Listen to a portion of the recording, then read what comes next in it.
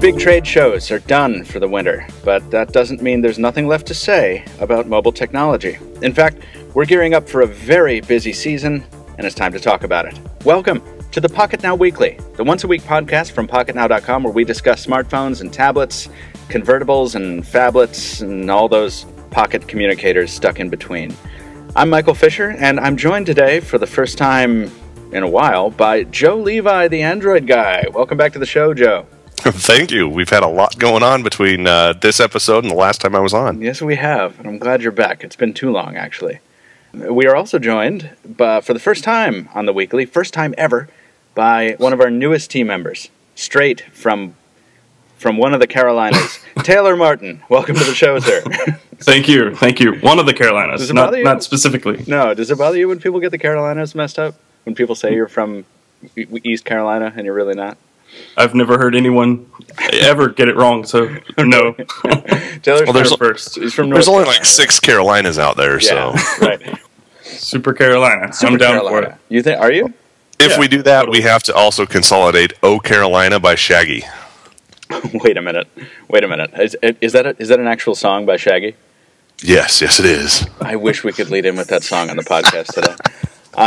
Taylor, you're not a new guy. What I love is Taylor's been posting a lot of YouTube videos for us recently, but we've had a lot of cool positive feedback. But occasionally you'll get a commenter who's a jerk, and then someone will rush right to Taylor's aid, and they'll say something like, usually myself.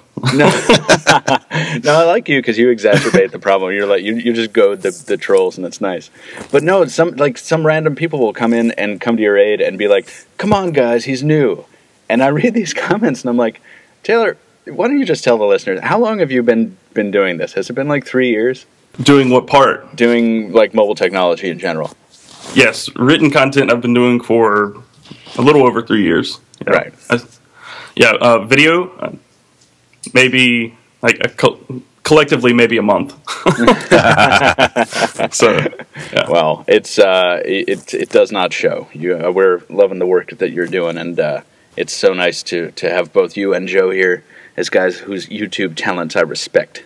Oh, thank you. I'm glad I could join the team. Yes, so. you can. We're glad to have you. Yeah. Thanks.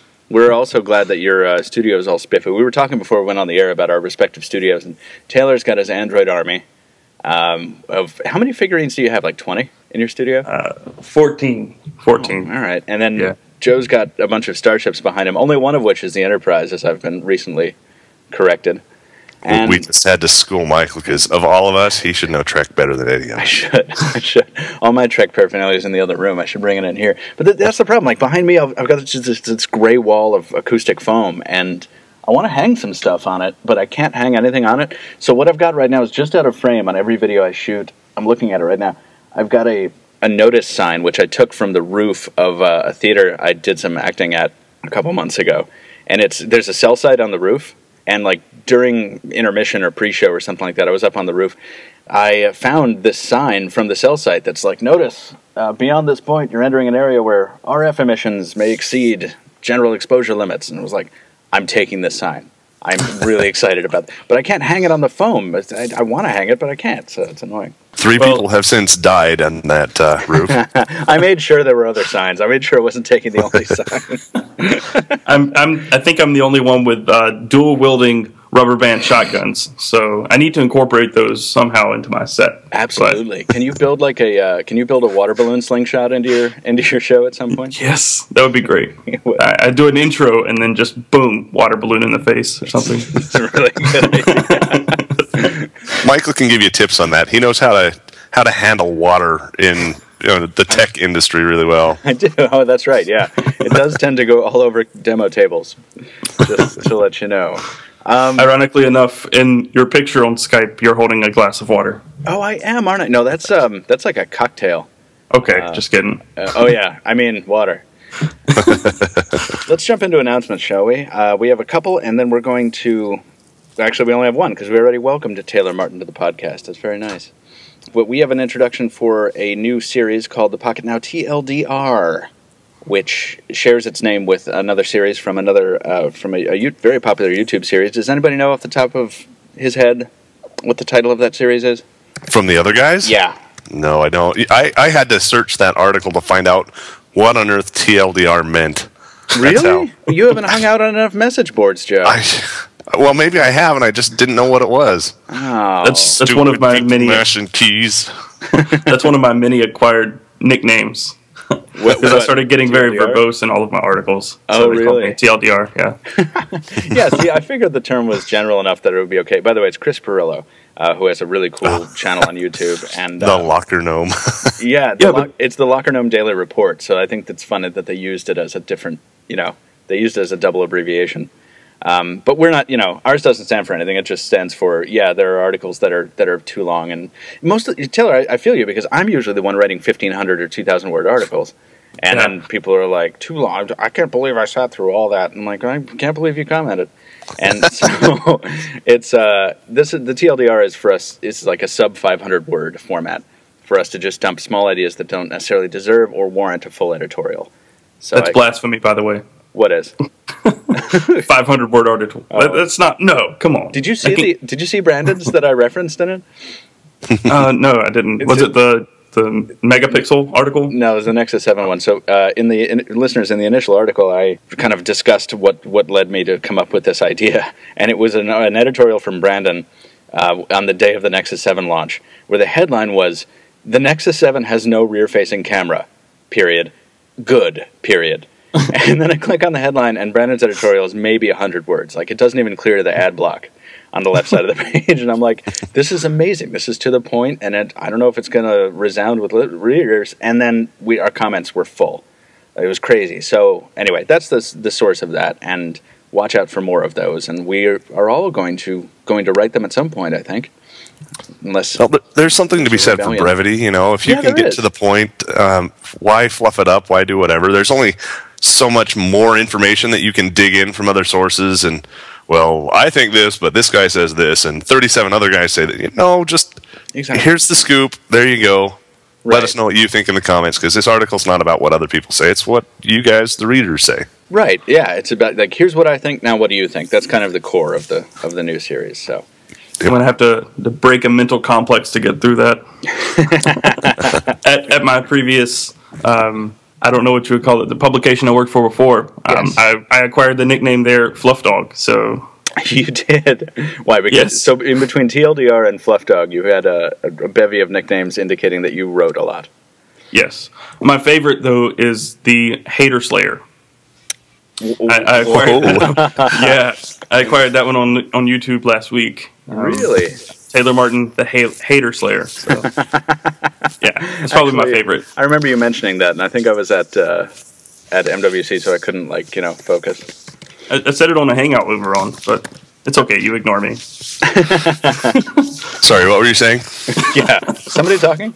By the way, my life. Is that you scratching your beard periodically, Joe? Periodically, I get this sound of a thoughtful bit of sandpaper rubbing. What's going on? No, that's not coming from my end. I don't know what's. No, I had to shave. Well, I didn't shave. I trimmed my goatee down real short because I had to speak at a funeral, and my wife misses the length. She used to grab onto it and haul me around by it. So, gotcha. So no, it's not me scratching my goatee yet. It's not long enough for that. All right, I'm 2 feet from my mic, so I don't think so. Oh, somebody's just listening in on the podcast and rubbing his chin thoughtfully. Let's jump into the thought thread here. We typically start the show with a thought thread from Brandon, who's really good at kind of leaping us into a topic or the mood. But we don't have Brandon today, and none of us have anything, unless I'm mistaken. Jump in if I'm wrong, but none of us have anything that we're kind of chomping at the bit to talk about that's not already in the topic list. So, I was hoping we could role play real quick. I was hoping you could get off the air.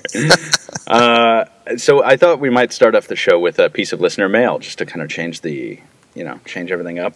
And we have more listener mail at the end of the show, but this one is kind of stretches across platforms, and I think it's suitable to start the show with. So let's kick off the show with a piece of mail from Bob Newman.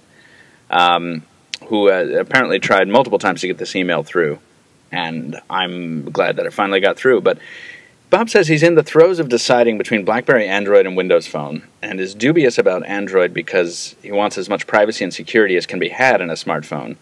He's dubious about BlackBerry because of its teething problems, and he's dubious about Windows Phone because he doesn't like live tiles and the UI, basically.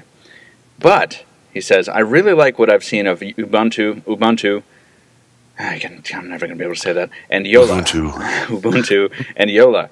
I'd be grateful if you or one of the other guys would answer the following. Will Ubuntu or Yola installed on an Android phone enable better privacy and security than Android gives? Will they be handicapped in any way compared to installations of them on hardware built for them? And is it possible to turn the animation of page turning and the flipping tiles in Windows off? Thanks in advance, Bob Newman. I can take the Windows thing. No. It is not possible to turn live tile animations off in this version of Windows Phone. So, unfortunately, Bob, if you really hate those flipping live tiles, you're going to be stuck with them if you go the Windows Phone route. As far as the Ubuntu and Yola question is concerned, I think that's a fascinating one, and I specifically wanted to lead off with this because I thought between Joe and Taylor, you guys might have a general idea of an answer to one of these questions. Will Ubuntu or Yola installed on an Android phone enable better privacy or security? I mean, I've handled Yola, but I've only seen the UI skin, so I know very little about its actual security abilities. Joe, you just did a video about the UOS, so what about that? So Ubuntu it's Linux, but it's not really full-baked, full-cooked Linux like you run on a desktop or a laptop computer Linux. At least not yet. We'll get to it a little bit later. There's some interesting crossovers into the Android world other than the hardware that they're running on. Ubuntu specifically is one of the distros of Linux that, at least in my opinion, has more privacy capabilities than other flavors of Linux and other operating systems in general.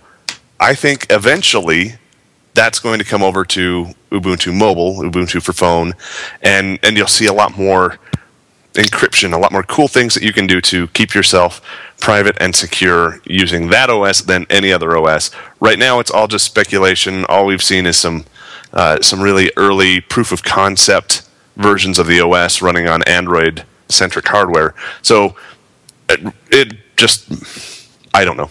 I hope so. Yeah, it's too soon to tell, really. I mean, I've installed it on my Nexus 4 at least 8 times now, maybe 9. Right. So, I mean, there's really not much to know about it other than how it looks. Right, yeah. Maybe how it operates, but even then you can't really tell because it's so laggy and it crashes, and yeah, it's just too soon to tell. Yeah, and that was my initial impulse too. I think it is. They're both so young in this implementation that there's no way to tell at this point. And the apps that you'd use they're not there yet. So if you're used to running, an encrypting chat client or an encrypting email client or something on, your desktop Ubuntu distro, you don't have that same app available just yet over on Ubuntu Phone. Right. So yeah, thank you for the question, Bob. I think what it comes down to is if you're in a rush to do this, it's probably going to behoove you to go with an OS that's actually established. And it sounds like you're leaning mostly toward Windows Phone. BlackBerry has to grow quickly or else it won't survive. So I think you should still keep an eye on it. I know it's got some teething issues, and who knows whether those will improve or get worse. I tend to think they'll improve. But, if Windows Phone is your preferred option, and you can find a way to get past the live tiles flipping on you all the time, there is a way to configure your home screen so that it's mostly dominated by tiles that are non-live, and you can configure third-party apps not to update those tiles as frequently or ever. So if you're in a rush, you're probably going to want to go that route. But thank you for the question, and thanks for leading us into the show, considering we did not have a different thought thread. But, gents, I'd like to jump into Android if it's all the same to you. Sure. Let's do it. Yes. There's a phone coming out from Samsung that it runs Android. And it might be kind of a big deal. It's called the Galaxy S4. And there was a leak recently on Twitter. It came from EvLeaks. But in any case, this is a very legitimate a very reliable leak source, and some other outlets reported on it, and we reported on their report. And it has since been revealed to be a render. And I don't know, guys, tell me how you feel about this, because when this was revealed to be an Expansys mock-up, I was beyond relieved, because this is probably the ugliest thing I've ever seen. It doesn't it look like an iPad Mini, like shrunk down to phone size? Yes, and it's 2D, so right. Yeah, like that's how thin it is. Paper thin Galaxy S4. Yeah, I'm glad that this is no longer news. I'm glad this cropped up and immediately got extinguished in the space of a couple hours. Apparently, it's Expansys has prepared them for its own site. It's just a placeholder image while they wait for the rest of the world to catch up. So and release better mock-ups. I know. I guess I don't want to spend as much time on a mock-up as whatever. But I don't know. Did you guys get fired up about this when you heard? I mean, Taylor and I think were in the middle of a G-Talk conversation when this leak dropped. Yeah, I was like, ooh, and I didn't really look at it. I was like, Galaxy S4, and just sent an email. And then I looked back at it, and I'm like, wow. Yeah. What is that? Mm-hmm. So I looked at it and saw a note, too, without the ugly home button. And the first thing that came to mind was, hey, they got rid of the home button. Right. Oh, yeah. Like you and I have both separately opined should happen, Joe. Yes. Yeah. The bottom line is that we still don't know what the Galaxy S4 is going to look like. We've got some screenshots out today, I think, indicating, maybe corroborating that this eye-controlled scrolling is happening. And I have never been more disappointed to have held off on an editorial in my life, by the way. I was at MWC before any of this stuff came out. I was thinking of this. I was like, oh, we were playing with AirPlay with the stylus, the S Pen on the Galaxy Note 8. And I'm like, the next move is just going to be to eliminate the stylus altogether. And when you look at the bottom of the screen, it'll scroll for you. Like, that'll be amazing. Are you guys amped about eyeball-based scrolling, or does it freak you out? Like Tony's losing sleep in Romania about this. He hates it. He's going to leave the planet. It doesn't freak me out, but I just think it's extremely unintuitive, maybe. My eyes jump around all the time. I'm ADD. I don't want to scroll when my eyes move. So. Well, what if though it establishes a target zone and it's only the bottom of the screen? Maybe it's a point at the bottom of the screen that you just focus on with your eyes. You just look at it, and that's when it scrolls. Do you have to stare at it? Do you have to give it the stank eye or something? Because because that's how it is at Smart Stay. I'm just saying, if I glance at the bottom of the screen and it scrolls down, that's gonna be annoying. I don't know. Yeah, totally. Yeah. So I think it's like the red button. You don't push the red button, right? Right. But you don't look at that part of the screen unless you want to scroll. But inevitably, I'm going to look at that part of the screen because I know something's there, but it's not there. It's. You don't think you'll be able to train yourself not to look there until you want to scroll? No, I'll be thinking in my head, don't look, and then I'll look. It's going to happen. And even if you don't look now, you've just eliminated that part of your screen. So haven't you effectively made yourself a smaller screen by not letting you look there? Oh, I can hear the debates now. It's going to be just like the on-screen Android buttons, like in the comments. Like, I want to lose 72 pixels because of the stupid glancing area. It's going to have to be more than 72. Yeah. So how do you click on something? Do you just stare at it and then go cross-eyed? You got to double blink if you want to click on something. No, see, I think here's the thing. I'm so amped on this because it's if Joe, you have a Note 2. Taylor, you've used a Note 2. We've all used Note 2s. You guys know what I'm talking about with the S Pen when it's in AirPlay mode and you just bring it to the bottom of the browser window and it scrolls for you. I like that, and then I hate it too. Same thing. You do? Why? Because you get your S Pen down there and it scrolls like you don't know how to track your S Pen? You don't keep a close enough eye on your S Pen? I don't care what the Galaxy S4 is made of. If it has eyeball-based scrolling, I will use it for at least a day, even if it is the cheapest plastic ever. And just while we're there, I want to say that Samsung finally responded to this, to all of us complaining that the Galaxy S3 feels really cheap. There was an executive vice president, Y.H. Lee, spoke to CNET about why the company chose to work with the materials it does. And apparently, just to kind of paraphrase Stephen here, even though aesthetics absolutely matter to Samsung, manufacturing concerns play a large role in its decisions about materials. It's kind of about speed and efficiency, and I guess Samsung is saying that they cannot produce enough hardware or they can't produce it fast enough if they use metal phones. if they use metal in their phones, rather. And there is a lot you can do with plastics, and Samsung makes some points about it. But I got to tell you, I found this response to be needed, but very disappointing, because it probably means the Galaxy S4 is going to feel just like the S3 does, which in my opinion is very cheap. The word you're looking for here is lame. There are lots of other companies out there that are doing stuff with plastic and non-metal backs, covers, whatever you want to call them. Special plastic, yep. Yeah, they feel good in the hand. They look nice. They don't attract fingerprints. They're not slippery. Motorola's even got their Kevlar. It's Kevlar, right. And it feels nice. It feels great. How much more difficult would it be to use a different finish on that plastic so that thing wasn't so slippery and a fingerprint magnet and smudged all over the place? Absolutely. The hyperglaze has to go, I think. They have to figure out a new finish. They can use, I mean, they were saying the battery door on the S4 and on the Note 2 is polycarbonate. I mean, it's not, it's that special type of plastic we all love when it's naked because it feels different, it feels cool. But they just slap this hyperglaze coating on top of it, and it's like, oh, wow, yeah, it's a fingerprint magnet, it's a grease pool, and it sucks. Amen. Yeah, the Nokia article that I wrote yesterday, or the day before, I actually wrote it on Monday, but in the comments they were talking about how the Galaxy S3 is polycarbonate, and I'm like, oh my god, yes, of course, it's plastic, but we all know what I'm saying here. It's not... There's no way to really distinguish between the two. It's not the same. Yeah, it's paper thin versus an eighth of an inch thick. Right. Yeah. While we're on the subject of phone materials, and just so that we don't spend all that much time talking about this this interview, which I found interesting, but now we're done with Sony Xperia Z. Taylor, you have it. You unboxed it. Tell us your feelings on this glass thin, amazingly either beautiful or boring phone. I love it and hate it. The software is actually the part that I thought I would hate the most about it, but it's actually not that bad. If you remove all the Sony, I've been saying Samsung for several days now since I got the phone. It's okay. When we were at CES, I kept calling it the Xperia X. Yeah, I've been calling it everything but the Xperia Z.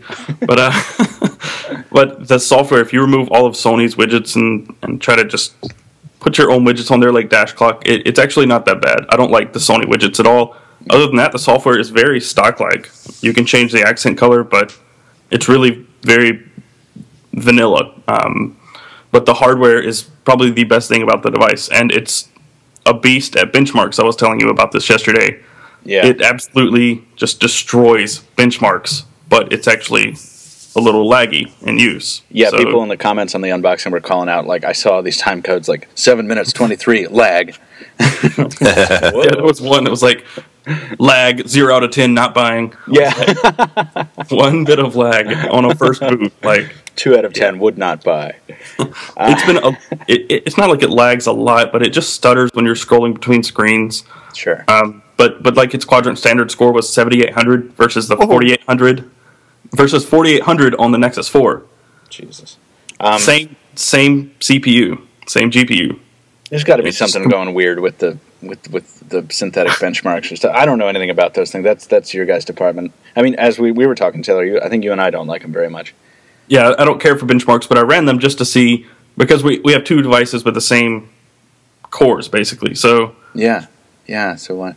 I ran it, and it was very different, but the actual design of the phone is really nice. Yeah, I like it a lot. I want to hear about that. I kind of want to hear about the hardware. Like, I mean, I've handled it, but I've handled it on a tether surrounded by a bunch of people pushing me. And, like, how does that side-mounted button work for you? I mean, the thing is, like, it looks like a potato bug landed on the side of the thing. Oh, the trade show. That's the device that I was trying to film when the guy, like, jerked it out of my hand in the middle of a video. Are you serious? Yeah. Nice. It was some German dude, and he's just like started yelling at me in German. I'm like, I was in the middle of a shot. Anyway, yeah, it feels really nice, but in the hand it doesn't really conform to the hand. It's squared, so it's like a larger iPhone basically in a way. It doesn't. It's really, the hard edges kind of make it odd to hold. And the buttons are impossible to touch or like press without readjusting your grip. The buttons on the bottom of the screen? No, the button, the power button, the volume rocker. Oh, the side buttons, really? Yeah, because the side button's really low, isn't it? Yeah, the power button is, like just over halfway through or halfway up the edge of the device, right. And the volume rocker is right below that. So to get to the power button, you have to readjust your grip, and to get to the volume rocker, you might as well just use your other hand. Wait, hold on a second. The volume rocker is below the power button on the right-hand side? Yes. What kind of sense does that make? None. None whatsoever. And all of the ports, since it is waterproof and dustproof, all of the ports are covers, or are covered. Right. And its waterproof rating requires those covers, right? Like, it's not coated on the inside. It's not like a Liquipel thing. It's a gasket thing. Yep, gaskets. And the thing is, to plug it up, you have to remove a cover to do anything, even to listen to music. To plug in your headphones, you're going to have to remove the cover. Yeah, that's cool. And no inductive charging in it, so to charge it, you got to remove a cover. Right. And that was my next point. There's no wireless charging. I actually messed up and said there was, but there's not. It's actually an add-on. You can buy a case for it that utilizes the prongs on the outside of the case for wireless charging. For induction. So I want to say, I think that the covers, a lot of people are making a big deal about the covers, and rightfully so, because they're annoying and whatever. And on a device like the Droid DNA, I think the cover is kind of inexcusable. But on a device that is as thin and relatively aesthetically pleasing as the Xperia Z, I think that I would be willing to deal with the covers, considering it's waterproof. I think it's always really cool when a device can withstand immersion, I think. Well, the problem is that the covers are hard to push back in all the way. I found myself pushing the covers back in, and they don't go all the way in, and they'll just kind of slowly work their way back out. Mm-hmm. So there's that, and there's 4 of them. So there's not just 1 or 2 covers, there's 4 covers. 4. Babysit all of them. Granted, you're not going to remove the micro SD card slot that often, or your SIM card, but there are 4 slots, so it's a little excessive. What do you think, Joe, over there? I feel like Joe's just been over there just like wondering what the Xperia Z is all about. No, I'm scratching his beard again. I found out what that was. I'm sorry. I've got a collar on my shirt that's brushing on the microphone. Sorry. I thought I did that. I tucked it in so I look all geeky. Be glad this isn't a video podcast. The Xperia Z, I love it. I did an article about the Xperia Z versus the new HTC and how it's going to be an awesome fight to watch. Mm-hmm. I like what Sony is doing with kind of pushing their builds and whatnot into the AOSP to kind of give it a Nexus-like experience. I hope that comes eventually to the Xperia Z as well, in addition to the other Xperias that are already there. Right. So we could have a Sony Nexus phone, essentially. Covers, I don't like covers at all. In fact, one of the first things that I do with covers is take an X-Acto to them and remove them. Ooh. Of course, that means I'm not going to be waterproof anymore, and I can't do that with a review phone, so I'm not recommending that, Taylor. But I hate them. I hate them. I can live without a headphone jack and just do Bluetooth audio. I could live without a power jack, if you will, if it had wireless charging built in, but it doesn't. So, yeah, that's kind of a I don't like it thing for me. Yeah, I don't understand why they didn't include wireless charging. I would rather the device be just a tad, maybe thicker or taller or anything, just to include wireless charging, because that would make a world of difference. Absolutely. After having tried wireless charging, I'm a convert. I've tried 3 different wireless charging pads, and with the exception of the one for Nokia, which was designed for their Lumias, I love it. In fact, I've got my Nexus 4, the unbroken one, everybody. I got a new Nexus 4. You can stop asking. Yay. It's sitting on my Energizer pad right now, wirelessly charging. This is the thing about wireless charging. This is the thing that commenters generally don't get. And just people in general. Not because they're stupid, but because if you don't use it, if you've never used it, you don't understand the utility. And we actually have a piece of listener mail later in the podcast about this. But if you have used it, it's something that is so difficult to give up. And I love it. And the fact that I have been using my Droid DNA, because we have an After the Buzz of the Droid DNA going up, I think, tomorrow or today. So I've had this Droid DNA courtesy of Verizon again, and the fact that I've been charging it manually because I forgot it charges wirelessly is kind of inexcusable to me. I just realized this, and I'm an idiot. But I've been throwing phones randomly on this Nexus wireless charger.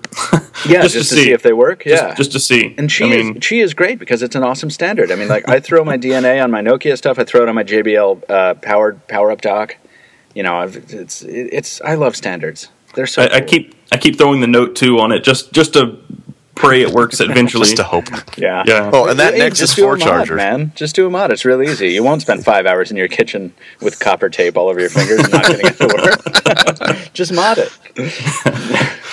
I might. All right. Let's talk software. Let's give Joe a chance here because I want to hear about beautiful widgets. I watched your video, Joe, about the beautiful widgets update. I use HD widgets, so I'm one of those outlier dudes who apparently, uses the wrong thing. Too cheap to buy beautiful widgets.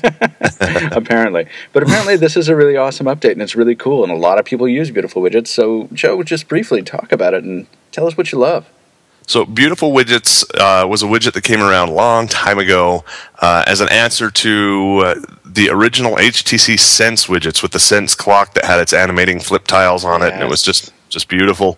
Apparently they plagiarized them, they copied their artwork, they included it in their widget, and eventually got banned from the store and had to release a non-infringing version, which they did relatively quickly. This is Level Up Studio? Yeah, this is Level Up. Yeah. Okay. But they did the right thing. They released a new version that did not infringe with crappy-looking artwork and said, trust us, everything's going to be okay. And they built in a theming engine where you can have themes and skins for the clock, for the weather, and for the battery, all three separate and independent from various different people. And I highlighted some Trek themes in there with a name drop to Captain Phones. Yes. But I've been using that. I did go over to HD Widgets when Beautiful Widgets kind of got old and not really high-resi, and then they dropped version 5. And it's amazing. It's high resolution, though not necessarily high definition. Some of the themes haven't caught up yet. They have bigger widgets. They have all kinds of stuff. And it's easy to set up now, which was the hard part from the last version. So like crazy configuration, like the like that Pie Slice launcher you were using? Well, not quite that crazy, but close. Okay. So yeah, it's nice. It's pretty. It pulls in your weather forecasts and updates. It's using AccuWeather right now after Google took their weather API down, their unofficial weather API. But I've never had a problem with that. It uses another service as well, right? It gives you the option. Wasn't there? I've got it right here. I hope not, because if it does, then I missed that entirely. We're both on our phones now trying to figure it out. Look at that. Yeah. But yeah, it uses gestures once you're in the configuration to configure and whatnot. So I like it a lot. It's a really, really nice update. It's one of the things that I put on the agenda back when they originally released it. It's been out for at least probably several weeks now. But we had a whole bunch of other videos that had higher priority, and this kind of got bumped down the road. It's Weather Underground. Yeah. Weather. I love Weather Underground. My thing is this, Joe. I think that my favorite part of this video was that you made it at all, because we're frequently asked by commenters on videos what skin we're using, and I think, Joe, you say this right in the article. You're like, every time I post a video, people are asking me what widgets I'm using. It makes a lot of sense to just whip up a video and be like, here's the launcher I'm using, and oh, by the way, it's awesome. Yeah. So it's really cool. And that's really why this video got made, was because our viewers and our readers kept asking about it, and it would have been, we were answering their questions in the comments, of course, but we thought that if so many people are asking this, we'd be doing our readers a disservice if we didn't give it the full, all the attention and give it a full video or at least an article. So we did that, even though we're a little bit late in showing it. Other stuff had higher priority, and my hat's off to Level Up Studios. They've done amazing work and continue to do so. Yeah, I love the notification. They now have an expanded notification. I touched on that in one of the videos I did a few weeks ago about the 5 apps that make Android feel a little more modern. Mm-hmm. And the weather notification from Beautiful Widgets is fantastic. Yes. I didn't show that off in the video, but yes, you're absolutely right. do we know what's next? Because I know what's next. I know what I want to talk about, and it's not in the rundown. I want to talk really quickly about whether Joe's Pebble has shipped yet. Joe is wearing his Pebble on his watch. Yes! You're on his wrist right now. Yes! Welcome to the club, Broseph. Yes. I hate you both. So just to clear it up, so Joe, I got my Pebble first. Joe apparently has just got his. That's awesome. And Taylor, I didn't know this until like yesterday, but Taylor's also a Kickstarter backer of the Pebble smartwatch. So you are waiting on yours, Taylor. You haven't got your email notification yet, right? Nothing. Okay. Not a peep. So the first thing I did when I received this Pebble smartwatch, which I saved something like $80 on by ordering through Kickstarter instead of waiting, was pay for yours. Like $80 or $90. I was one of the 119 people, so I got in a little after you. Okay, and what? I paid $115. What the heck? Well, so what happened was that's okay, guys. You don't have to feel arm wrestle. You don't have to feel bad about it because I immediately negated all of those money savings by going out and buying a new band for it. So the silicone band that comes with it is pretty cool, but I was like, you know what? No, I've been wearing a Citizen Stars and Stripes for years, and it has a big, thick, chunky metal band, and I wanted that, so I found a black metal band that it's like PVD finish on it, so it's kind of matte, and it is just what a splendid watch. I am having so much fun with it. Right after we get off the podcast, I have to cut together my video, and that'll go up later today. So if you're listening to the podcast and you want to see a video about what life on Pebble is like, you should watch it, because it's going to be awesome. And then, Joe, I believe you have a video coming up, next week, later this week about it? Yes, I do. In a couple days, I'm going to have about 3-4 days use of the watch on my wrist, and it's got some shortcomings. So the title of the video is going to be something around 5 or so things that the Pebble smartwatch is missing.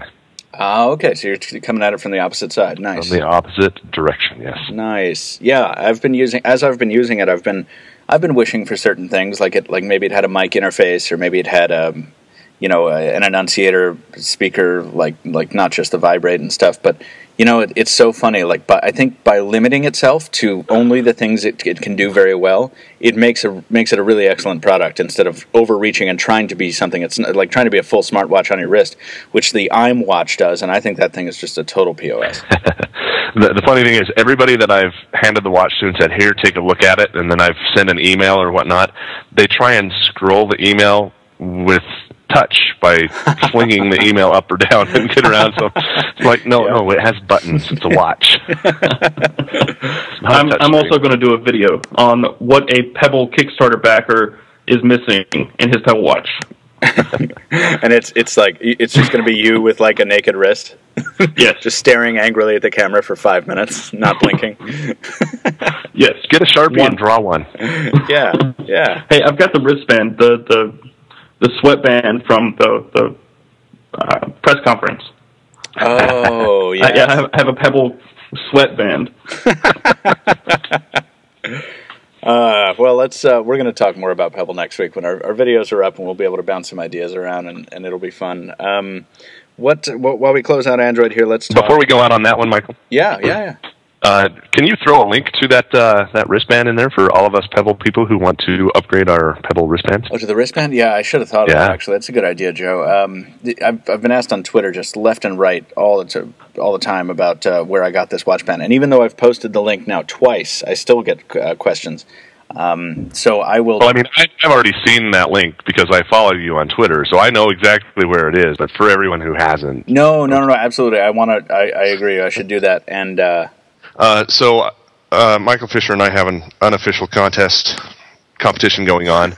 Joe. Got 4,000 followers on Twitter, and I'm just coming up on 3,000. We need to fix that. So if you're not following me, I'm at Joe Levi on Twitter. Wow. If you're following Michael, I'm willing to scalp his people, so stop following him. Wow. Shameless. Joe Levi redefining the shameless plug, ladies and gentlemen. Shameless plug. And by the way, download my apps. Taylor, you want to get in on this? I mean, we're going to say the Twitter handles at the end of the episode anyway, but Yeah, I'm not in this competition, but I'm at somewhere around 2,000 followers. Follow me at Casper Tech. Good. So, because I'm better than both of them. Yeah. At Twitter. Sorry. Can we know about That's at Twitter? Can we know about the about Casper Tech? Can I ask you about that? Because I meant to ask you about that in your intro. Sure. Yeah. Can I just what was the origin of Casper Tech? I mean, you're a pale dude. Is that where it started? Yes. My friend passed away late last year. He's the one who gave me the nickname. Really? He was in a band. He was a bandmate, and it was a band of straight edge vegans. And on their MySpace page, it was a tryout that I went to. They said, please respect our views. Don't make fun of us for what we believe in, and so on and so forth. And I showed up with Chick-fil-A for everyone. That's just my humor. That's who I am, and that's how I broke the ice. And I don't remember exactly how it got around to it, but the response was them making fun of me for being pale, right? Because I didn't really have any beliefs that they could make fun of. So, that Casper just stuck, and threw tech on the end because, well, I'm everyone's tech guy around here. So sure. So did you ever, so this is only a year ago, you were still at Phone Dog, so like it was never something that you took independent. You never had a website, for example, that was like your own thing called Casper Tech, right? It's just always a name you've associated with yourself personally? Yeah. Cool. Yeah, it's kind of weird. It's synonymous with me. Mm-hmm. But actually I found out a couple of days ago that Casper Tech is a manufacturer in an Asian country, maybe China. I can't remember exactly which. What? And they have like a DVD player or something. That's awesome. So there's that. Nice. I knew that I couldn't buy the URL. The domain was taken, and I didn't know why. I thought somebody was just squatting. There's nothing at CasperTech.com, so they are squatting technically. Okay. But it's for a company. So it's a company just reserving. It's funny because there is a nascent carcass of an idea called Captain Two Phones on Facebook, and it's mine. It's when I was going to do something independent before I came aboard with Pocketnow, and I never got anywhere. I just wanted the Facebook, I just wanted to hold down the Facebook site. So I kind of just threw a stupid picture of myself up on there, and I was like, coming soon or whatever, and then I forgot it existed. And I think about 2 weeks ago, I got a notification on Facebook that's like, someone liked your page, Captain Two Phones. And I'm like, what? And I go, I have a page? I'm like, what? And I go find this year and a half old page, and it has 5 likes. And they must be, and I changed the about description to say if you like this page, you are the most awesome, super hardcore fan ever, because I forgot it existed. And thank you for your like. There will never be anything posted here, but thank you so much. It is very funny, the names that we kind of come by. Joe, do you have a nickname? Well, my software house is called Muckle Nugget Software. Is that a real word? Is that like a Utah Native American word, or what's going on? The story behind that, my mother is 85 years old, bless her heart, and she was an elementary school teacher for 33 years. And my brother and I, whenever we'd get in trouble, she'd always yell at us and call us the wrong name. And so she eventually just adopted one universal generic nickname, and that was Pedro Mucklenucket, that she got from her mother. Wow. And so I just went with... You just went with it. You took it for a title, and there it is. I am Mucklenucket. That's been my Xbox gamer tag, and I decided, hey, it's something that I can use for Android app development and whatnot. So there you go. I'm Mucklenucket. That's awesome. Mucklenucket. All right. Speaking of Android, we have to close out this category and move on because we're gonna lose the morning.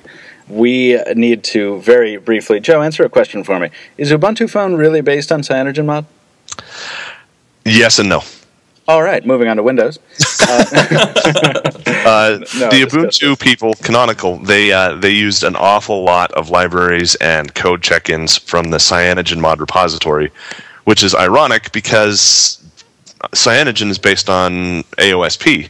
So everyone was wondering why Canonical didn't go straight to ASOP and get the code. And there are two schools of thought. One is, why reinvent the wheel when CyanogenMod has already done the work and extended what's in AOSP? Right. So they're just being efficient with their code, which no problem with that from my end.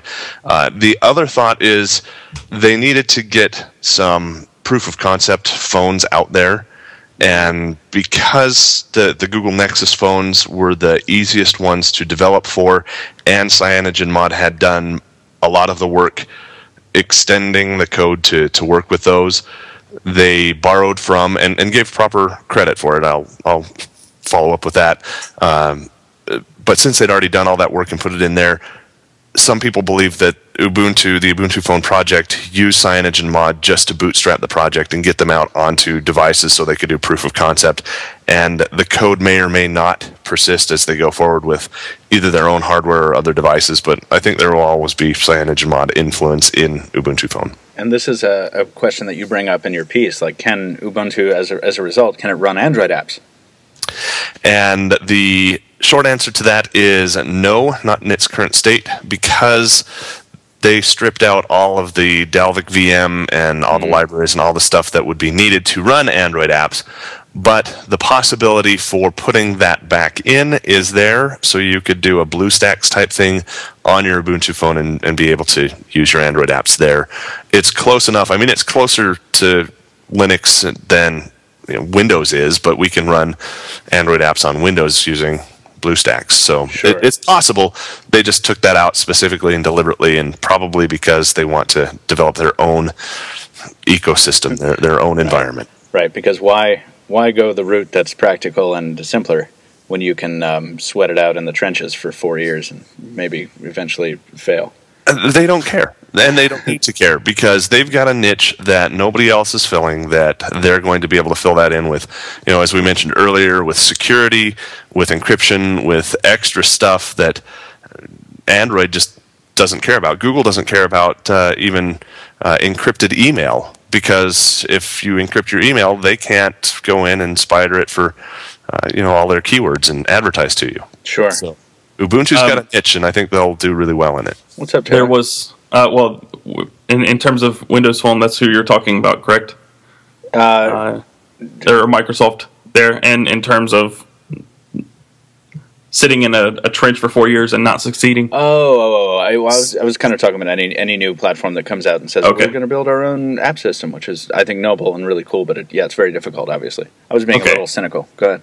All right, well, that was going to be off topic, so we can move on. Oh.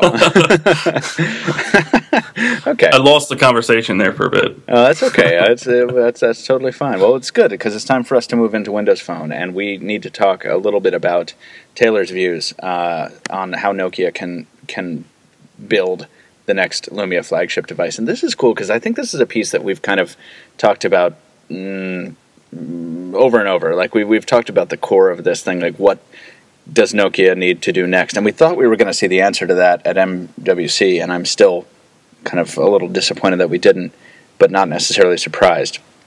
But we've got some interesting suggestions here from Taylor, and I want to just run through them very quickly, because I completely agree that a slimmer profile and a metal chassis is awesome, that a true PureView camera is something we've been crying about forever, and that needs to happen kind of regardless of the weight penalty.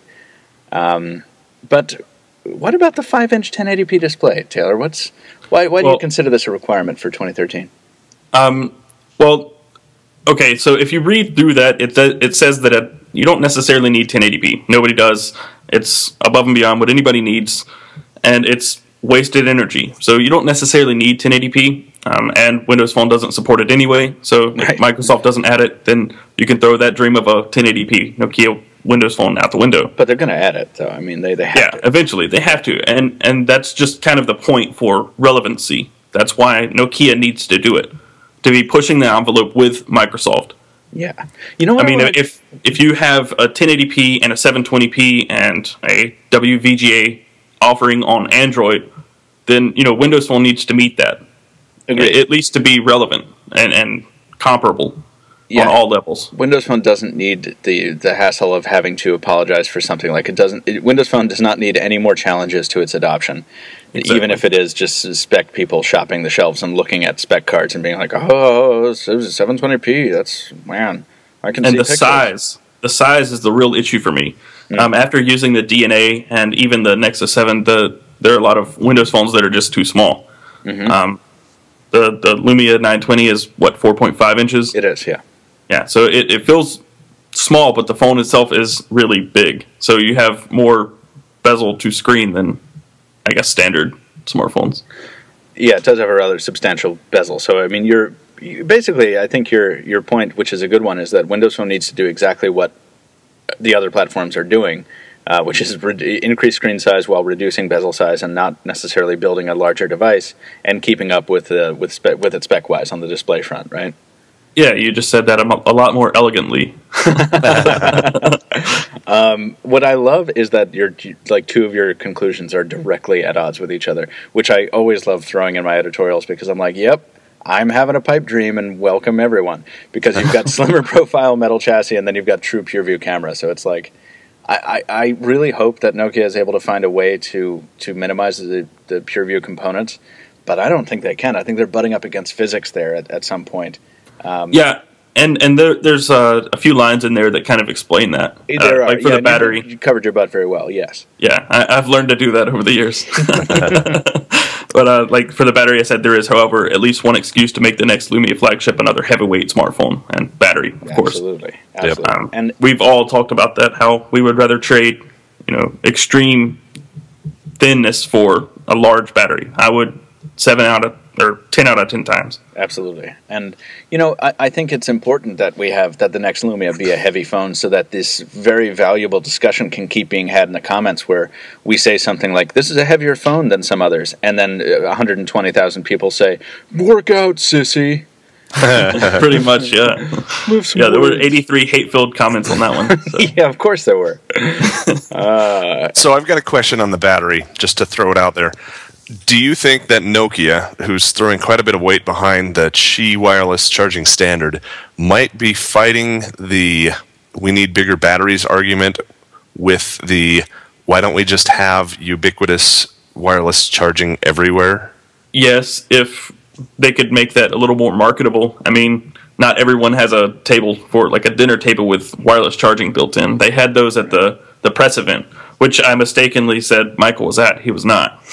he was there in spirit. Yeah. Rather than saying, hey, we need to get bigger batteries, if Nokia and whoever else makes a successful push for, well, just go to McDonald's and they've got wireless chargers in their tables, or go to Barnes & Noble and if they still exist in a week, they've got wireless charging in their couches, or go on the bus they've got wireless charging. So you don't need a big battery. We can make smaller phones because look, wireless charging is all around you. It's ubiquitous.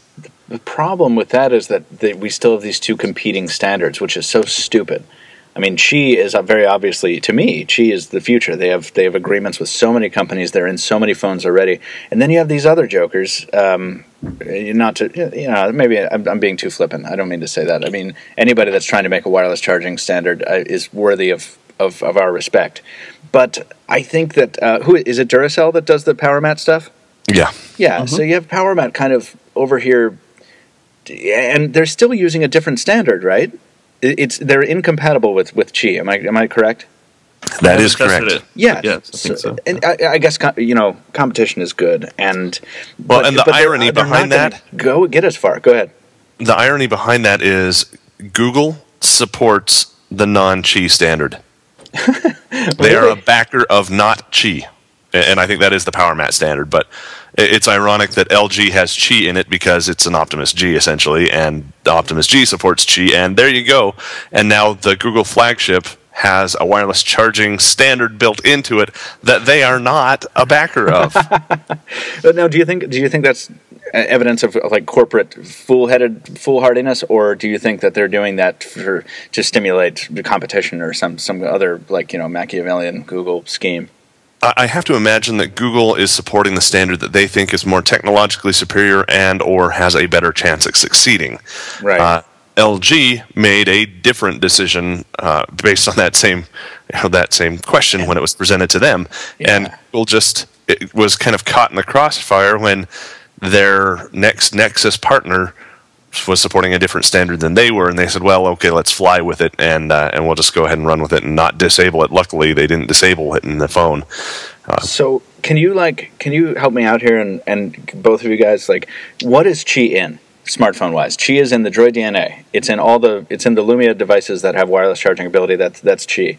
It's in the Galaxy S3 cover, right? That's a Qi standard. The new wireless charging ability in there, and the Galaxy Note 2.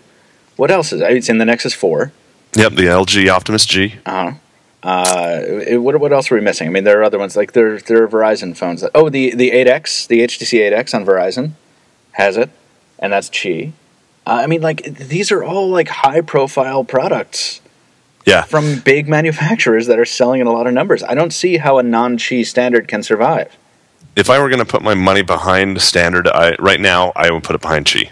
Yeah, me too. That's where I go. Totally. And that's where I have. I've bought 3 separate chargers now. Wait, are they all Nexus 4 chargers, or are they all plates?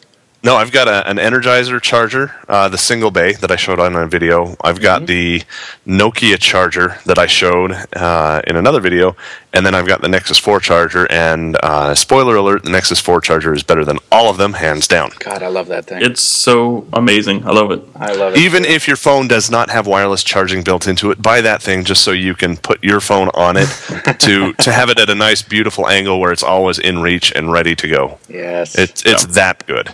I want a Fat Boy for my car, though. One of those pillows? Yeah. Yeah.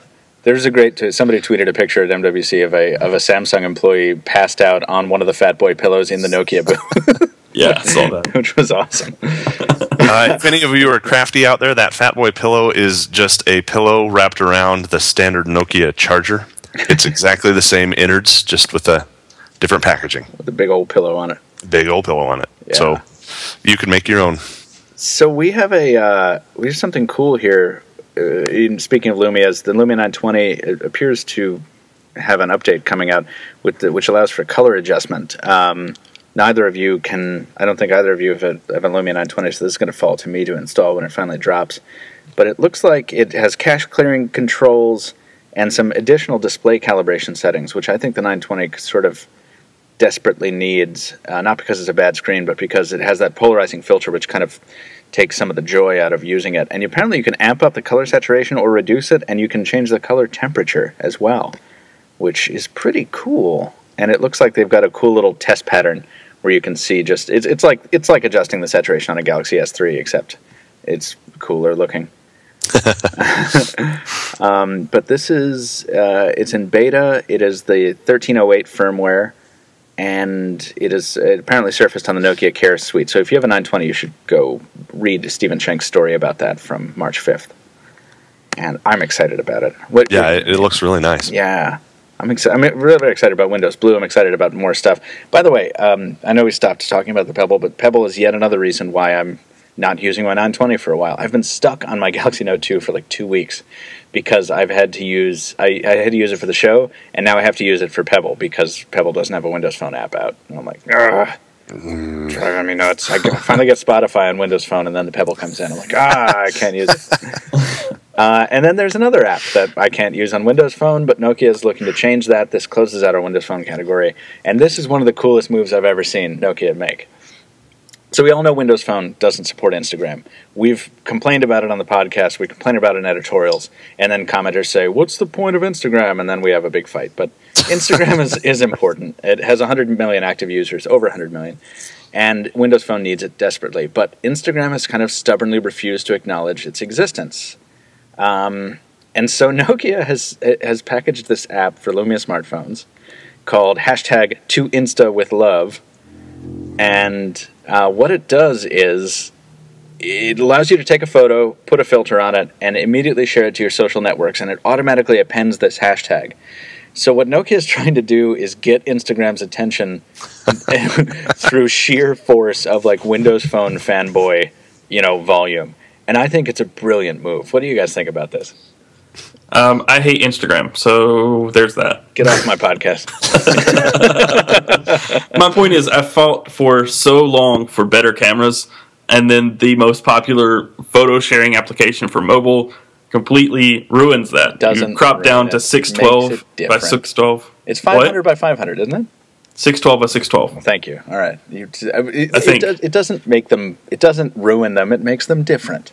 It makes them artificially artsy.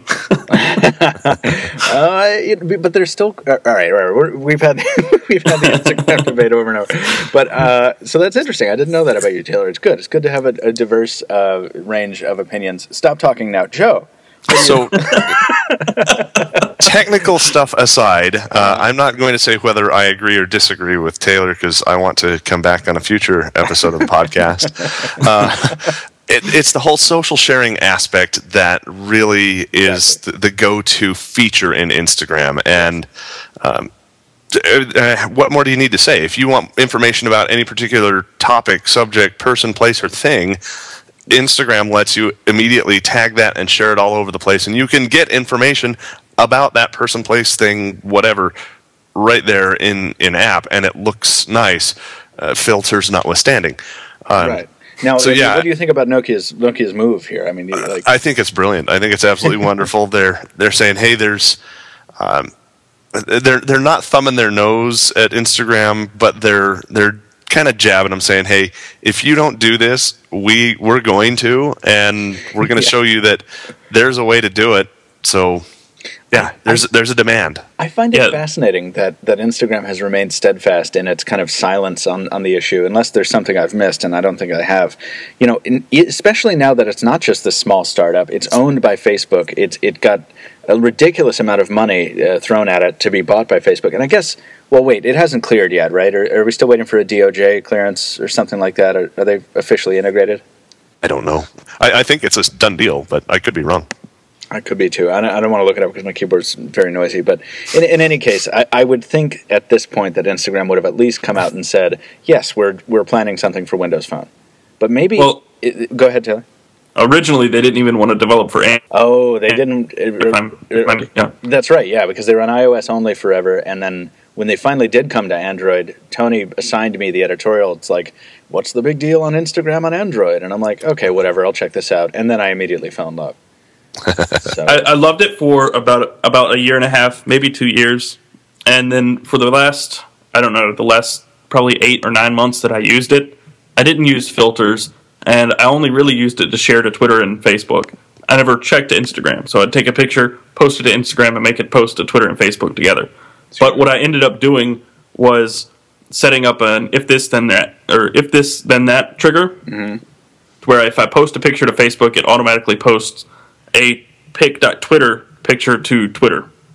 So it takes that picture, uploads it to Twitter, and then posts the texts. So you misused it. So you fundamentally misunderstood and misused one of the greatest inventions of our time. I understand. Okay, sure. The only thing that would take me back to Instagram is posting to Google+. Oh, God. Oh, Google Plus, Google Plus. Yeah, you guys go hang out on Google Plus. Yeah, we'll take all the cool kids with us, and we'll hang out on Google Plus. Go for it. You can stay. I don't know. What are you on? Are you on MyFace still? Yeah, I'm on Friendster still. Friendster. Google Plus page updates, profile page updates just rolled out. They're actually pretty nice. That's awesome. Just a little plug there. Oh man, go check out Taylor's Google Plus page. Go hang out in the white space. Pocketnow has a Google Plus page. Pocketnow does have a Google Plus page. It's very nice. There's not as much white space now. That might be the Chrome extension I'm using. I don't know. Oh man, I'm falling asleep. iOS. Guys, would you believe it? There's new iPhone 5S, iPad Mini 2, and iPad 5 rumors. Are you aware of this? There are rumors about Apple products. They're coming out with more stuff? I thought they were done. No, yeah. It's like that. But there's an Onion headline from like a decade ago. It's like, Dell reaches goal of being world's largest company, shuts down. It's like, well, we reached it. We're packing up shop. No, the iPhone 5S is still the rumored brand name for this new product. It would make sense. I mean, 3GS, 4S, 5S. So the iPhone 5S, that's just like the iPhone 5, but with Siri, right? Yeah, because S and 4S meant Siri. Right. Well, and better internals. Didn't S what? Better internals and a better camera, too, right? From the 4. Well, was it Phil Schiller? I think Phil Schiller said that S and 4S stands for Siri. That literally S meant Siri? Oh, yeah. And I think S for 3GS meant speed, if I'm not mistaken. Yes. And remember they couldn't decide whether to capitalize the S or not? Like, it was a whole lot of... When nobody knew how to say iPhone 3GS. I just pronounced it. The iPhone 3Gs. The iPhone 3Gs. It's like every time I roll up to an NEC booth, and I'm like, oh, yes, I forgot you've got the Casio partnership. How do you pronounce that again? Giz1, Gizone. And they always tell me, and I always forget.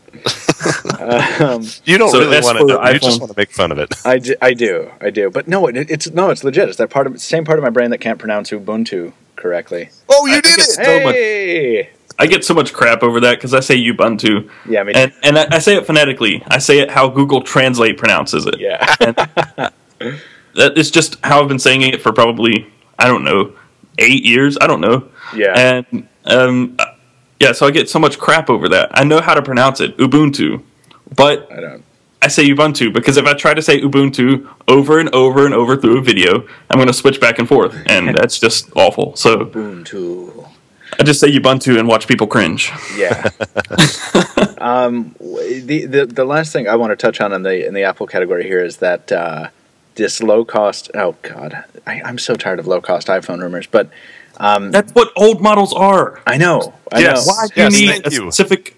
Absolutely, but I think we talk about this pretty often. But I think Apple is under a lot of pressure to continue its growth, and obviously, it's living the story of pretty much every major company that has seen astronomical growth, and it's like they can't really you can't maintain that forever. Otherwise, you can only own so much of the market. You can only own so much of the planet, and then it just becomes this horrible tale of woe. But the thing that is interesting to me about the rumor is that whether it's this low-cost iPhone or this iPhone 5S, I think it's the low-cost one they're talking about making it out of fiberglass, which is fascinating. You can't anodize fiberglass. I mean, like that actually. Why hasn't someone done that before? What, like use fiberglass in a production smartphone? Maybe somebody has, and we just don't know about it. The thing is, I grew up on boats, and so I know about fiberglass, and I'm just picturing the first time somebody like accidentally breaks their phone open and like tries to pick it up, and they get those fiberglass splinters in their hand that stay in your hand for a week. Oh God! And they give it like that welt, the red dots all over. Yeah. Fiberglass is just painful, itchy. Yeah. Yeah, but when it's not busted up and you don't have splinters in your fingers, fiberglass is awesome. Well, yeah, I guess that's true. Yeah. And like you drop your phone, you get it all scuffed up. Do you take it to like the marine store and like get some gel coat put on it? Just auto body shop, yeah. No, you would just take more fiberglass and wrap it around it and sand it down and oh man, there's going to be like so much sales of Bondo sales. There's just going to improve. Your surf shop's going to have an entirely new business line. We're going to put some sex wax on our phones. Oh God, that brand name confused me as a child so much. Let's can we close it out here? I think we've talked enough about Ubuntu that I kind of want to skip over that topic maybe leave it for another day. Is that all right with you, Taylor? Fine by me. All right. Then let's I just want to say that the iPad Mini 2 better have a Retina display. Oh, I completely agree with you. But they were talking about how much the price would increase because there is no Retina display at that size. That would be a really dense display for a tablet. It would be stupidly dense, but the thing is, people would still buy it because I think now the iPad Mini, when it launched, it didn't launch into necessarily a proven space in tablets. I know that we were all loving the 7-inch form factor in the Nexus 7, but I don't think, and the Kindle Fire had sold a lot of numbers, but I wouldn't say that it was completely tamed yet, right? I think people were still normal folks.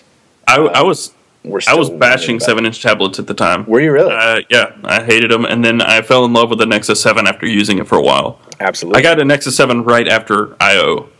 Yeah. I got the I/O edition Nexus 7. You got the white one. Yeah, well, it's white and pink.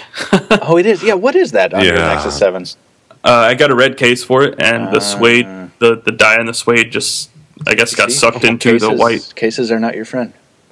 Not on the Nexus 7, they're not. You mean it's custom? Yeah. Right.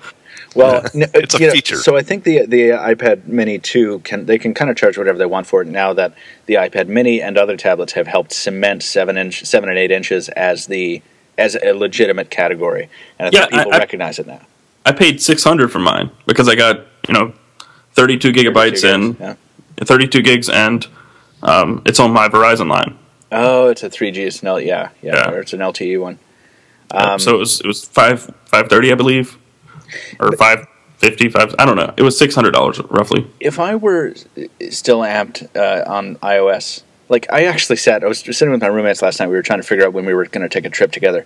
And I was trying to access Google Calendar, and I didn't have the calendar app installed or something on my iPad. And I was, like, trying to do it through the web interface. And I was, like, finally, after, like, 2 minutes, I was like, screw this. And I put down my iPad, and I went and got my Nexus 7, and I was instantly happier. So until iOS reclaims my love, I'm not going to be terribly interested in an iPad mini. But if the rumors we're hearing about the iOS reinvention are at all true and at all timely, then it'll be fun to give it a shot. I actually, spending a week with Tony and watching him love his iPhone, I kind of want one now just to see what's up. That paints a really awkward picture. Yeah. Well, not as awkward as when he and I were both carrying Note 2s in MVC, and like it's like, hey Tony, I just took this picture. You want to bump phones? Yeah, let's bump phones. I actually there are two things that I would love to see out of the next Nexus tablet, or 7-inch Nexus tablet, if there will be another, and that's higher resolution display, but actual LTE connectivity. And that kind of kills it because it won't be a carrier device then, but it's a tablet, so it's not like a smartphone. Are you talking about? I'm sorry, are you talking about a Nexus 7 follow-on? Yeah. Oh. That's the one reason I didn't go with a Nexus 7 HSP Plus, and it's because, one, I don't want HSP Plus, I want LTE if I can get it, and the display on the Nexus 7 is noticeably worse than the iPad mini display. Well, I mean, in terms of saturation, but not in terms of resolution, right? In terms of resolution, yes. No, isn't the pixel density higher on the Nexus 7 than it is on the iPad mini? I don't think so. Let me look it up. I can't remember. The Nexus 7 PPI is, 216, it looks like. Sounds right. Yeah, it's 216, and then what is it on the iPad mini? 216 and a half. On the iPad mini, it's 189. Yeah, it's 189. No, it's 163. 163. 162. So it's lower. Yeah, but it doesn't look as bad. Yeah, it does. I think it looks worse than the Nexus 7. But anyway, which just goes to show everybody sees screens differently. Exactly. To me, the Nexus 7 display is just fine. It looks nice. I'm still watching Caprica, guys, and it looks beautiful on that thing. I got to take a different path from Taylor, though. I don't want anything other than Wi-Fi on my tablet. Yeah. I want to have just a Wi-Fi tablet and let me tether to whatever smartphone I want. That's so what that way. Yeah, I was going to ask Taylor, why don't you tether? Exactly, Joe. I'm in the same boat. Yeah, I used to tether. More money. Well, I used to tether all the time, and I got tired of carrying two smartphones. I have two lines. I've got to pay for it one way or another. Mm-hmm. So I might as well put a tablet on there because I'm tired of carrying two phones everywhere. You don't want to be Commander 2 phones? No, I was Commander 3 or 4 phones at one point. So I've consolidated back down to one. He's the new guy. He's still like Lieutenant tops, Ensign probably. No, so General. Master General. It would be a lot easier to be a multiple phones carrier if holsters were still in style, in fashion. Man, yeah, I don't have enough pockets. That's going to be my next TLDR. I'm talking about holsters. I'm not wearing mine anymore, so there's some feed for you. Yeah, my stepdad ordered one, and he's like, "So holsters are still cool, right?" I was like, "No." Yeah, you're like, "Sure. What pistol do you have?" We're talking phones. No, they're not. No, they're not. Yeah. Let's jump into listener mail, unless you got something to wrap us up on, Taylor. No, I was just going to say that I've actually been really happy with having LTE on my iPad. I mean, I've carried tablets for 4 years now. I had tablets before the iPad, and it's just not the same having Wi-Fi and having to tether every time you want to use it as it is just picking it up and it working. As much as I use the iPad, having it connected is much more efficient. All right, so I guess I can totally see that point, and I think I see why. This will be the last thing I say about it. I think I see why I prefer tethering, and it has less to do with convenience. It does have something to do with billing streamlining, but it has less to do with that even than it does in actually having more gadgets. I like having more gadgets, and I especially like gadgets that talk to each other. Maybe it's because I liked Dr. Crusher's medical tricorder or something, with the peripheral. But no, I like it when I have my tablet. And, you know what? It stretches all the way back to like 2003 when Sprint was going to release a Sony Ericsson T608. And the reason that was significant was because it had Bluetooth, and no other phones in the lineup had Bluetooth. And the guy that now runs PhoneNews.com Christopher Price was like a frequent contributor, and he was just so completely amped on this idea of carrying his Palm Pilot around, his Wi-Fi or Bluetooth-enabled Palm Pilot, and keeping his T608 in his pocket and browsing from the Palm Pilot because of its bigger screen and better web browser.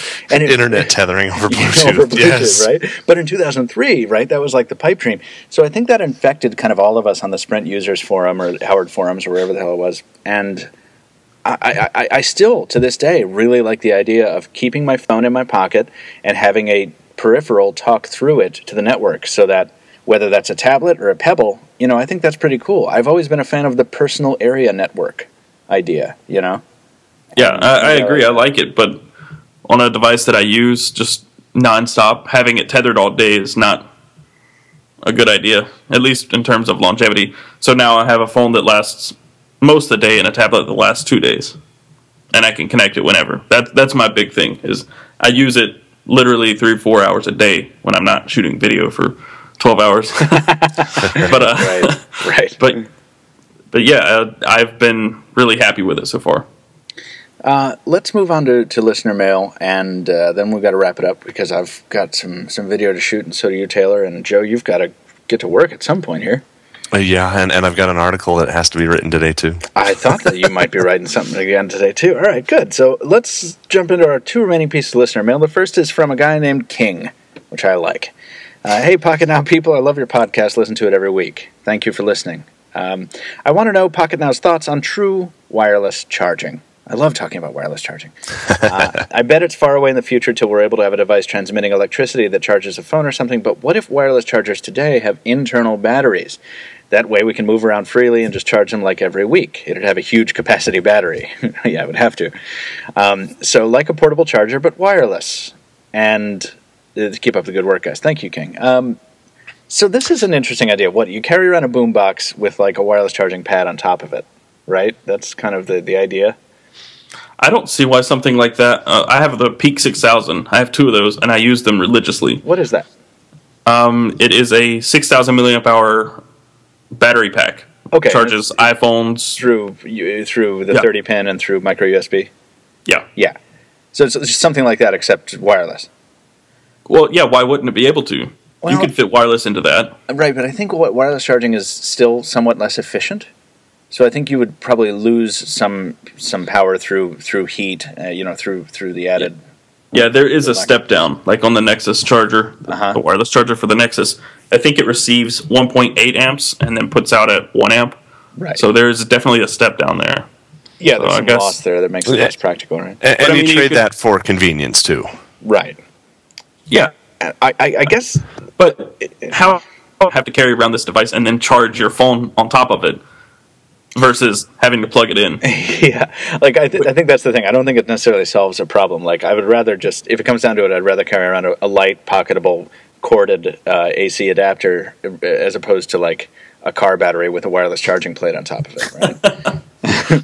Yeah, but I think what he's after is like legitimate wireless charging where you can charge 6 inches away, or what it sounds like he's saying is across the house, across the room. Something. Yeah, he mentions that up front. But and he says this will be a far away in the future, and yeah, hopefully not. But aren't there televisions that are wireless? What? I think so. They're wireless televisions. The power adapter is, you plug the power adapter in the wall, and if it's within, I think, like a foot, it'll charge your television. It'll give your television power, and you don't have cables. It's just... That's science fiction. Yeah, but that can't be true. I'm pretty sure it is. I'm having visions of like the house parakeet like flying between the beam and like just getting vaporized.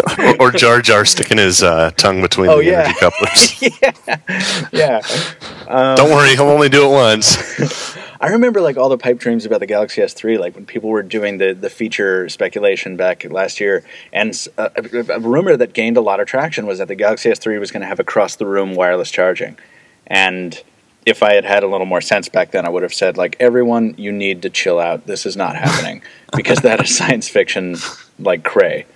But I still think, I don't know, Taylor, if you can find that link to the TV, I would love to see that. I mean, it's still, though, you're talking about a foot, right? You're not talking about across the room. Yeah, you're not talking about across the room, but it's... Yeah. So here's the, I think my point of view on this question is the convenience of wireless charging is not that kind of convenience. It's not a portability enhancer. It is a convenience enhancer in that you don't have to fumble with the stupid wire that you have to pick up off the floor and move a flap aside and plug a cable in. You just drop it on the touchstone and you're done. So that's what I think the thrust of wireless charging is, and that's its value proposition. And King, I think it would be cool to have a piece of technology like the one you describe. I don't see it necessarily happening, or if it happens, I don't see it selling very, very widely. So my 2 bits on that, we've already got all this wireless energy flowing all around us all the time, whether we want to call that HSPA or Edge or LTE or Wi-Fi or Bluetooth. All it is energy flowing through the air.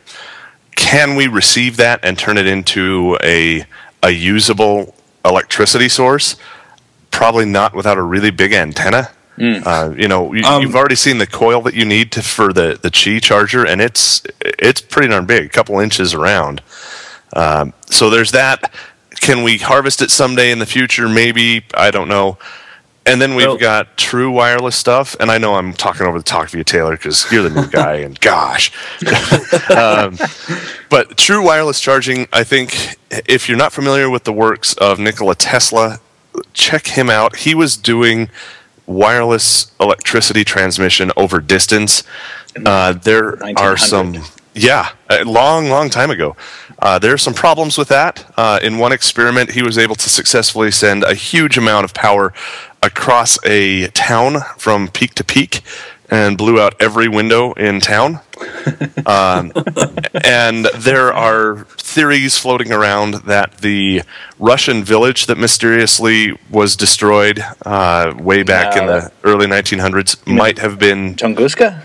I don't remember. Yeah, no, it wasn't a. Yeah, it was a forest. Yeah, the meteor impact or the meteorite impact. Yeah. There's some saying that it could have been a military Tesla experiment. Yeah, I know. The Tesla's tower was only a couple miles away from my house growing up. The remnants of his facility, which later turned into a Kodak plant that kids like to break into. That's awesome. Yeah. But anyway, yeah. So you're right. We've done wireless transmission of power over distance before. It's just a question of commercializing it and making it safe. But Taylor, what were you going to say there? I was going to say, one, I just tweeted you the link to the wireless television. I'm wondering boom, my watch in your buzzing. Thanks. Thank you. My watch just buzzed again. Go ahead. The second one is that there was an adapter in 2010 created by RCA, the Airnergy, I think is how it's pronounced. But that's really lame. Yes, it is extremely lame. But what it does is pretty cool. It's basically, it was a mini USB charger, so obviously that would need to be updated, but it was a Wi-Fi charger. It uses ambient Wi-Fi signal to trickle charge your device. What? So it doesn't charge fast, it charges really slow. Basically, it keeps it where it's at and might charge if your phone's on standby or something, but it uses ambient Wi-Fi signal to charge your device. I'm all about this stuff. I'm all up on this. What is it? That's awesome. Send me a link to that second thing, because you just blew my mind. Taylor Martin, new guy on the podcast, just eliminated my brain. And if we're lucky, Michael will post these in the article at pocketnow.com so you guys can share in the wowness too. An incredible discovery. Yeah. See that? I just gave you more work. Yeah, thanks, man. Thanks. Anytime. It's a good thing I don't already have to waste a lot of time editing out all the Skype problems. I blew your mind yesterday too, right? Solved a problem that you couldn't solve. Yeah, but I've since forgotten it, so it wasn't too... Let's get into the last piece of listener mail here from Carlos. Hey, Pocketnow team. I love this opening sentence. Hi, Pocketnow team. Love your show. Blah, blah, blah. Listen all the time. to move the question along. Awesome, Carlos. Now that Android 4.2 has official lock screen widget support with good widgets like the new dashboard clock, and you can swipe down for notifications, what are some good uses for my home screens? I love this question. So my view on this is that I have not yet used any lock screen widgets. I know this makes me a weird dude, but I am not running a version of Android that supports home screen widgets because I'm stuck behind stupid TouchWiz. Do I have to edit that out? I do have to edit that out. I'm stuck behind TouchWiz. So, guys, tell me, I love the question because it's basically, now that Android has built in this awesome new functionality, they've sort of shot themselves in the foot and made their older functionality useless. What is your opinion on this? Hello, Pebble. Well, lock screen widgets are kind of they're not as optimized as they could be. To access the lock screen widget, you have to pull the page down or swipe left or right. So the main lock screen widget, the one that's standard just a clock, right, doesn't really do anything. If you tap it, it doesn't do anything. It flashes and says, "Hey, unlock the phone." Okay. So it's like, okay. So it's not really that useful. I use Dash Clock, and it's really nice. It looks great, but I have to drag down on the lock screen to reveal the full widget. So it's kind of, it's like a pseudo widget. Okay. Yeah, it's information at a glance, so you don't have to unlock your phone to get at the information. And I love using Dash Clock as an example because that's what I use. It's right there. If you need to know when your next appointment is, or what your email inbox looks like, you can do that. So you're saying it lets you get in, get out, and get back to life?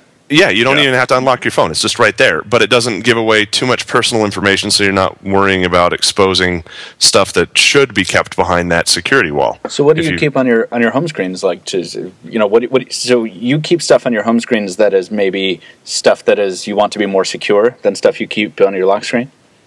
I keep icons on the home screen because you can't keep icons on the lock screen. So I moved all my icons down into the dock because I don't like icons on my home screens. But yeah, if you look at like a picture of mine, or the video that I did, all of my icons are in the dock, and I have 2 widgets on my home screen. To do 2 widgets on your lock screen, you'd have to have 2 pages. To have 4 or 5 widgets, you'd have to have 1 page per widget. So it's not that useful beyond 1 widget. So our advice to Carlos is to use the different use cases as they're intended. Use lock screen widgets as they're intended, and continue using home screen widgets as they are intended, because they're separate. Yeah. And right. to his point, I'm down to where I have 1 home screen that I use all the time, and then I hardly swipe left and right anymore. There used to be a time when 3 home screens wasn't enough. We got to have 5, or we got to have 7, or we got to have 9, so you can have all your stuff on it. And you do that through custom launchers. Well, right. Anymore, even if I have a custom launcher, I'm pairing off stuff so that I don't want to have the 7 home screens. I just want to have 3 maybe. And I use my main home screen, my home screen, 90% of the time, and the others hardly get used at all. Yeah, I've narrowed it down to 1. Yeah, I think. Go ahead, John. I put the SoundHound widget that I use a lot on a lock screen widget to the left of the main widget, and I have 1 home screen with Dash Clock and the battery widget reborn. That's it. And I use launcher, or I use Action Launcher. Wow, I almost got that wrong. I use Action Launcher with covers in the dock at the bottom, so they don't look like widgets or folders. Sorry, they look like icons, not folders. So it's very minimal. This is fascinating. I want to actually have a discussion about this on a future podcast, because I too have reduced the number of home screens I use on average. On a phone, I still use 3 pretty regularly, but on my Nexus 7, I don't I think all my home screens are empty. It's the same exact thing I made fun of Tony for back in Berlin when I first gave him the Nexus 7, and he was like, "Yes, this is how I would set this up," and it was just blank. But I've ended up in the same place because I don't find the widgets as useful as I used to.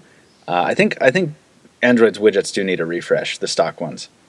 But that is unfortunately a discussion for another time, because we do have to go, gents. And I know, commenters, I want to say this right now. Thank you so much for all of you who are out there who say, make the show longer. Because it's so much. When we first started the weekly, I think we were all petrified that everyone was going to say, why is the show so long? And we wanted to keep it to 45 minutes, but that has proven impossible because we just have so much to talk about. So it's really nice to get the support from all y'all saying that the show is, long. It's just the right size. Carlos, we're sorry we couldn't get to the other half of your question, but we do have to move on. Thank you for that first half of your question, which prompted probably at least one editorial out of one of us, right? We want to write about the shrinking home screen problem. I can editorialize anything. I see a picture of George Costanza somewhere in that editorial. Whoever writes it. Yeah, I was in a pool. There was shrinkage. All right, let's get the hell out of here. Taylor, it was absolutely wonderful having you on the show for the first time. Thank you. Would you like to come back on the show at some point? Because that would be fun.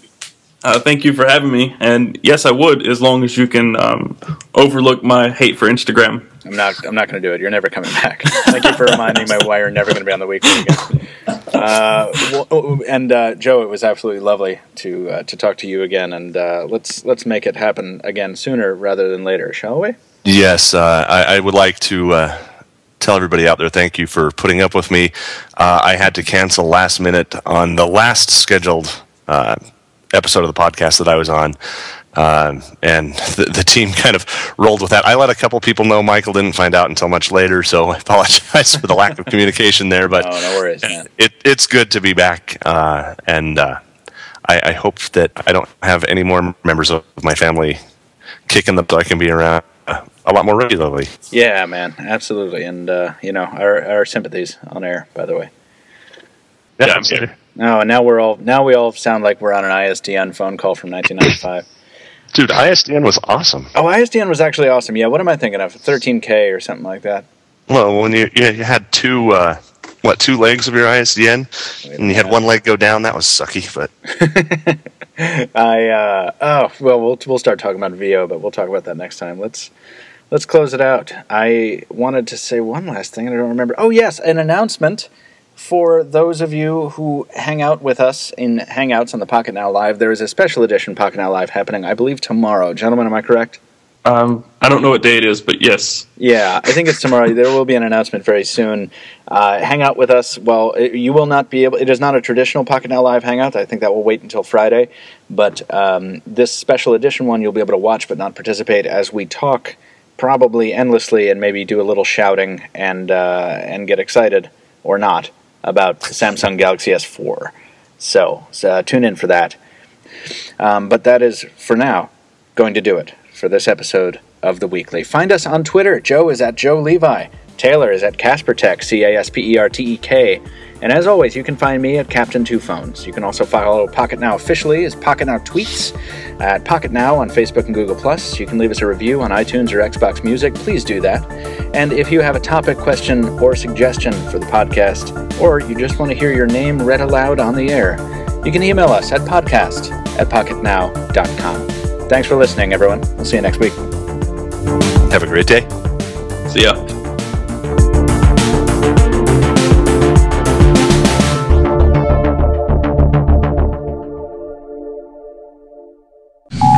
Your video is going to be 2 days from now, and it's going to be. Can we know what it's going to be about? No. Yes. The title is going to be X Things the Pebble Smart. Am I gone? All right, you're not gone. You're here, Joe. You're just barely holding on by a thread. Is Taylor still there? Nope. Okay. Wait. I'm still here. Oh, Taylor's still there. Oh, now everybody sounds like they're in a closet, but everyone's still holding on. Hold on. Let me just mark this time code so I can edit this shit. New 20 minutes. Oh, what a piece of shit Skype is. Will that make the cut? It's going to make the outtakes, probably.